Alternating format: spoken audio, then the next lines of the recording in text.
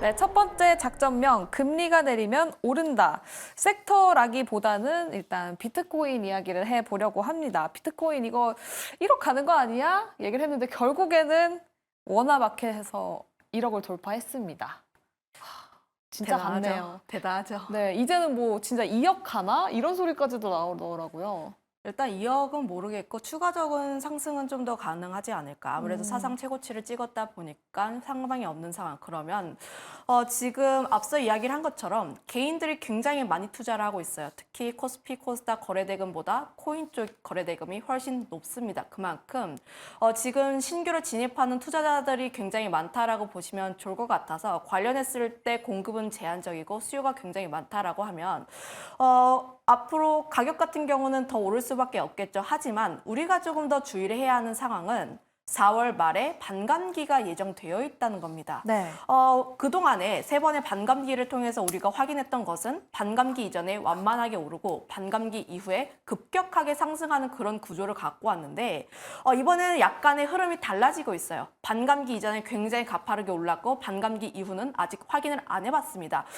그런 부분에서 보게 되었을 때 우리가 그동안 기대했었던 이벤트가 터지게 되면 그 이벤트를 기다렸던 사람들은 차익 실현을 할 가능성이 높기 때문에 반감기 좀 뭐 일주일 전쯤에 좀 소폭 차익 실현 해보시면 좋을 것 같고, 그리고 5월에 이더리움 현물 ETF가 출시가 되고 나면 승인이 되고 나면 그때 다시 한번 비트코인 관련 종목군들이 움직일 가능성이 굉장히 크다 보니 저는 여전히 이런 전략을 취해보시면 좋을 것 같아요. 4월 중순에 좀 차익 실현을 어느 정도 해봤다가 5월 이후에 다시 한번 비트코인 가격이라든지 이더리움 가격이 자리를 잡게 되면 그때 다시 한번 또 비트코인 관련 종목군들을 살펴볼 기회가 있지 않을까라고 보여지고 있습니다. 아무래도 반감기가 나오게 되면 공급은 더더 떨어지죠. 그런 부분에서 여전히 비트코인 같은 경우에 위험 자산이라고 하긴 하지만 투자의 대상으로 봤을 땐 여전히 저는 긍정적으로 보고 있다라고 보시면 좋을 것 같습니다. 알겠습니다. 지금 또 4월 반감기에 관련주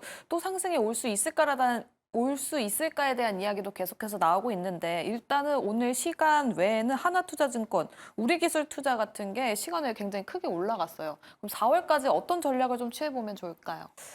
사실 뭐 비트코인 쪽에 투자를 하는 방법이 굉장히 다양하게 있습니다. 비트코인에 직접 투자를 하거나 혹은 우리나라 비트코인 관련 종목군들, 특히 뭐 두나무의 지분을 갖고 있는 종목군들, 우리기술투자라든지 이런 쪽에 투자를 하시거나 혹은 네. 미국에 상장돼 있는 코인베이스라는 기업 혹은 관련 ETF 쪽에 투자를 하는 방법이 있는데 저는 비트코인의 전망에 대해서 긍정적으로 보고 있다면 가장 후순위로 보는 쪽이 우리기술 투자라는 그런 쪽입니다. 가장 좋은 방법이 비트코인에 직접 투자를 하는 것이고요. 두 번째로 좋은 방법이 코인베이스에 투자를 하는 방법이에요. 코인베이스 관련 종목군 주가의 흐름을 보게 되면은 꾸준하게 오릅니다. 지금 차트의 흐름을 보게 됐을 때 이 종목 같은 경우에는 주가가 굉장히 일정하게 오르고 있어요. 특히 2월 대비했을 때 주가 거의 2배 이상 가까이 올라가는 모습들을 보여줬고 우리기술 투자 지금 사진 보면은 네. 꾸준하게 오르고 있습니다. 조정이 갭 차이가 그렇게까지 크지가 않아요. 그만큼 변동성이 약간은 적다라고 보시면 좋을 것 같은데 네. 우리나라 대표적인 비트코인 관련 종목인 우리기술 투자 갭이 굉장히 심합니다. 이런 종목은 이제 이 종목에 대해서 투자를 굉장히 많이 해보신 분들만 투자를 굉장히 잘하는 방법이다라고 보시면 좋을 것 같고 네. 특히 재밌는 일은 또 밤에 많이 생겨요. 아. 비트코인 가격 그쵸. 밤에 오릅니다. 그래서 보통 우리기술 투자 같은 코인 관련 종목군을 투자를 할 때는 시초에 접근을 하시는 것보다는 종가에 매수를 해서 시외에 오르는 것을 확인하고 그리고 시가에 좀 차익을 어느 정도 하거나 혹은 시가에 좀 뛰었다가 약간 눌립니다. 근데 눌릴 때 다시 한번 프로그램 매도세라든지 외국인의 매수세가 다시 들어오게 되면서 다시 한번 위로 올라가는 경향이 있다 보니까 그런 부분들까지 조금 더 확인을 해보면 장 초반까지는 끌고 갈 만하다. 다만 중요한 것은 나의 매수 타점이 너무 높지 않은 위치가 네. 가장 중요하지 않을까 이렇게 보고 있습니다. 알겠습니다. 또 이제 증시 유출 자금에 대해서 이야기를 해보려고 하는데 최근에 은행에서도 노인분들께서 암호화폐 거래를 위해서 계좌를 개설해 주세요 이런 얘기가 굉장히 많다고 합니다. 그래서 증시 유출이 증시에 있는 자금들이 코인으로 가는 거 아니냐 이런 네. 얘기도 굉장히 많은데 대표님께서 어떻게 보십니까? 끝물일까요? 그러니까요. 제가 이걸 보고 했던 게 네. 사실 카페에서 증시에 크게 관심 없는 분들이 네. 얘기를 하기 시작하면 그게 고점일 수 있다. 고점 시그널이다. 이런 얘기가 굉장히 많잖아요. 그렇죠. 그래서 노인분들께서 이렇게 계좌를 개설한다? 이러면 아. 비트코인 이제 마지막 아니야? 예. 이런 생각이 거의- 들긴 하더라고요. 네. 그런 식으로 좀 생각을 할 수도 있을 것 같다는 생각이 많이 드는데 2021년 들어가기 전에 말부터 해서 이제 증시가 금리 인상하는 시점이 이제 여름쯤 이렇게 시작을 했지 않습니까? 그때도 제 주변에 주식이라는 주자도 모르시는 분들이 계좌 뭐 어떻게 만들어요? 어떤 종목 사요? 네. 이런 질문을 정말 많이 받았었거든요. 네. 그래서 그때 이제 증시가 조만간 내리겠구나라는 생각을 했었는데 코인도 지금 이제 아. 약간 그런 형태로 갈 가능성이 있지 않을까라는 네. 생각이 듭니다. 일단 뭐 전망은 여전히 지금 굉장히 밝은 상황이고요. 98%가 채굴된 상황이에요. 네. 그럼 향후 이제 채굴되는 거 2%를 가지고 희소성은 더더욱 더 높아지는 상황이고 이 비트코인 강성론자들 굉장히 많은 양을 보유하고 있는 사람들이 뭐 100만 불 간다는 얘기를 하고 있습니다. 네네. 그들은 이 뭐 중간중간에 이제 뭐 조정은 받겠지만은 결국은 이제 우상향할 거다. 왜냐하면 희소성이 있기 때문이다라는 부분이고 발행 주체가 불분명해요. 결국 누군가가 갑자기 튀어나와서 그러니까 어떤 기업이 발행을 했던 코인들이라면 계속해서 또 증자를 할 수 있지 않습니까? 발행을 그렇죠. 할 수 있지 않습니까? 그런데 지금은 이제 누가 만들었는지도 약간 불분명한 그런 상황이고 이름은 있습니다만은 신규 발행이 거의 불가능한 상황이다라는 걸 생각해 본다면 뭐 글로벌적으로 이렇게 노인분들까지 우리나라에서 원하는 네. 그런 부분이라면 결국 가격은 오르지 않겠나라는 생각이 음. 들고요.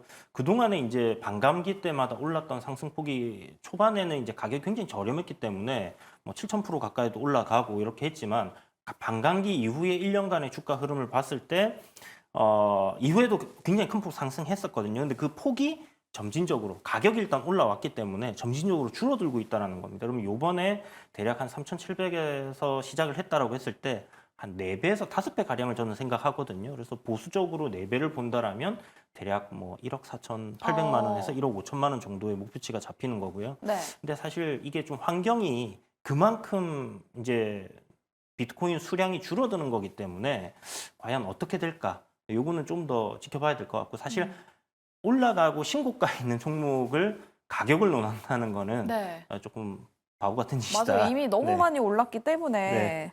1년간 250%가 올랐다고 하더라고요. 네. 그렇지만 이제 또 신고가기 때문에 어디까지 네. 갈지 그거는 정말 아무도 알 수 없는. 네. 챗GPT에게 물어보니까 뭐 100만 불 가능성은 있다라는 얘기를 아, 그래요?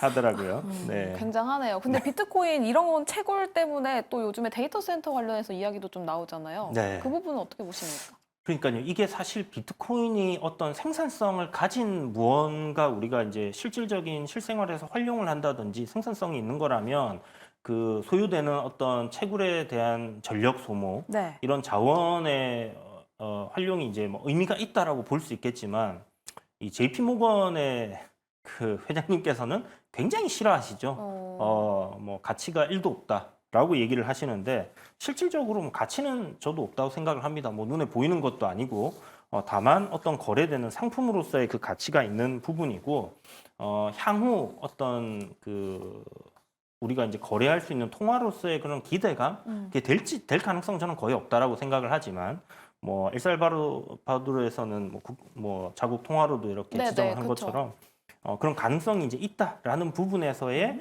어떤 기대감이 계속해서 여기에 작용을 하는 부분이기 때문에 버블은 언제 터질지 모르겠지만 결국은 버블이지 않을까 저는 그렇게 생각을 하고 있습니다. 그럼 첫 번째 작전에서 보시는 종목 따로 있으십니까? 일단 그 거래소 관련된 기업들 좀 전에 이제 우리기술투자나 이런 부분들 설명해 주셨는데 일단 대장은 우리기술투자예요. 지금까지의 주가 흐름을 보면 네. 그런데 굉장히 매매하기가 까다로운 종목입니다.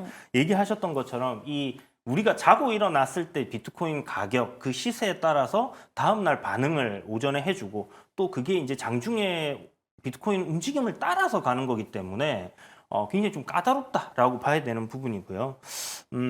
그렇지만 일단 뭐 투자를 한다라면 가장 베스트한 건 비트코인이겠지만 네. 우리가 엔비디아 관련주 막 찾지 않습니까? 그쵸. 근데 엔비디아를 샀으면 어마어마한 수익이 났을 거예요. 그래서 그런 식으로 이제 항상 그 대장주를 하는 게 좋다. 비트코인의 대장주는 비트코인이다라는 부분을 말씀드리면서 네. 간접적인 투자를 하겠다 하시면 저는 이제 하나투자증권이 좀 괜찮다라는 생각을 하는 게 증시가 이제 금리 인하 시점도 올 거고 활성화된다고 했을 때 증권주들 괜찮을 거다 생각을 하는 부분과 함께 하나투자증권 같은 경우는 이제 뭐 두나무라는 업비트에 투자도 해놨지만 굉장히 다양한 기업들 토스라는 기업 지금 상장 이슈 나오잖아요. 네. 거기에도 이제 투자를 해놨기 때문에 그런 관점으로 한번 보시면 좋을 것 같아요. 알겠습니다. 이주연 대표님은 하나투자증권을 주목해보자. 그중에서도 그래도 대장주로는 비트코인 말씀을 해주셨고요. 김시은 팀장님은 어떤 종목 보십니까? 저는 저번 주에 우리기술투자라는 기업을 소개를 했는데 이번에는 위메이드플레이라는 종목 좀 관심 있게 보고 있습니다.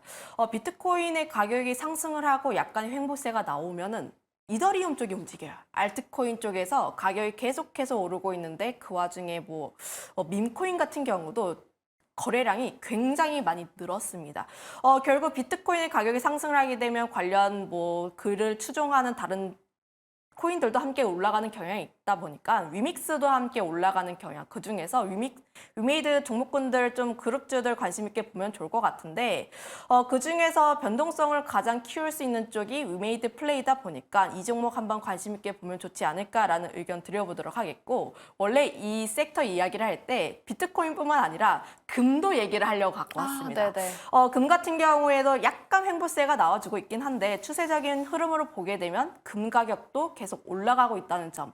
특히 뭐 금리 인하 기대감이 나오면 나올수록 금 같은 경우에는 올라갈 수밖에 없습니다. 아무래도 달러가 약세하면 대체됐을 때 금 쪽에 대해서 유동성이 함께 들어갈 수 있는 부분이다 보니까 현재 금 가격 굉장히 크게 올랐음에도 불구하고 저는 금리 인하 가 단행되는 그때까지 추가적으로 더 상승할 수 있다라고 보여지고 있고요. 관련했을 때 금 가격이 다시 한번 요동치고 이슈가 되면 엘컴텍이라는 기업이 항상 금 가격 관련 종목군들을 떠오르고 있기 때문에 엘컴텍이라는 기업도 한번 관심 있게 보시면 좋을 것 같습니다. 알겠습니다. 코인 관련주들도 상승을 보여주고 있지만 그래도 금도 오르고 있기 때문에 관련 종목으로 엘컴텍 이야기를 해주셨고요. 다른 종목으로는 위메이드 플레이 주목해보자라는 이야기까지 들어봤습니다. 그럼 두 번째 작전으로 넘어가 보도록 하겠습니다.